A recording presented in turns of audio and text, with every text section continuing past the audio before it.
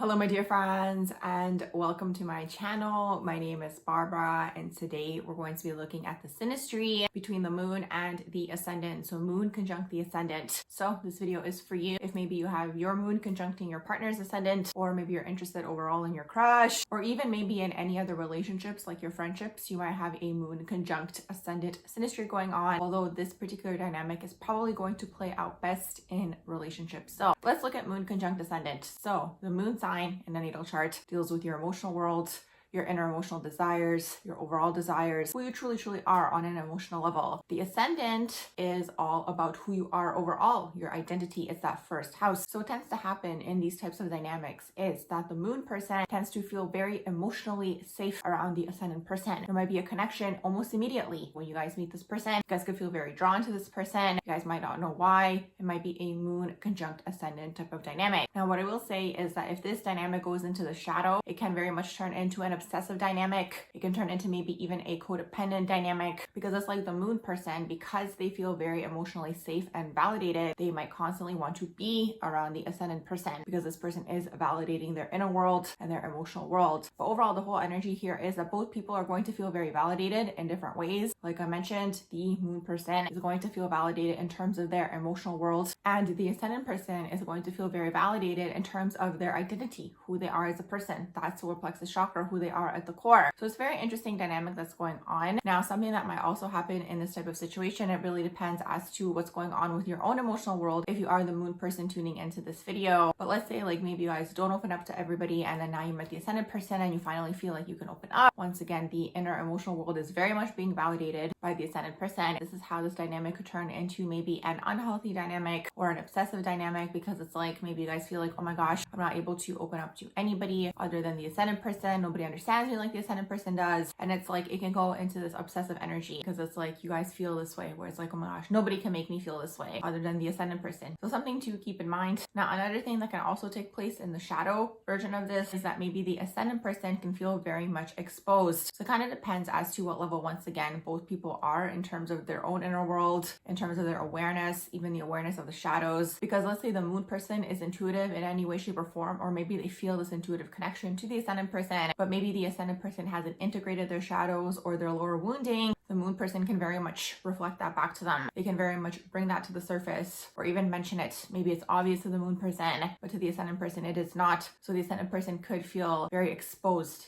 because it's like you're exposing these aspects of this person. So it really depends as to what level of development both people are. But overall, this dynamic can be a very good dynamic. It can be a very positive dynamic. You can feel very safe and validating because the moon person's emotional world is being validated and the ascendant person's overall identity is being validated. Another shadow thing that can take place is, let's say the moon person feels like this is the only person that they're able to open up to, or like they kind of fall into the shadow beliefs where it's like, no one's ever going to understand me like this. Well, in that situation, maybe the moon person can become very codependent on the ascendant person. Overall, I do feel like because the moon does deal with the emotional world, it's definitely going to be affecting the moon person more because it is the inner emotional world rather than the ascendant person. And this dynamic, it might be something like maybe the moon person doesn't think the ascendant person cares. This energy also, though, it kind of depends as to what sign is being conjunct here between the moon and the ascendant. But this energy can even go into the obsessive energy where it's like you always want to be around this person. You might always be watching them online, watching them maybe like if you guys live together, I don't know, through the window, like whatever.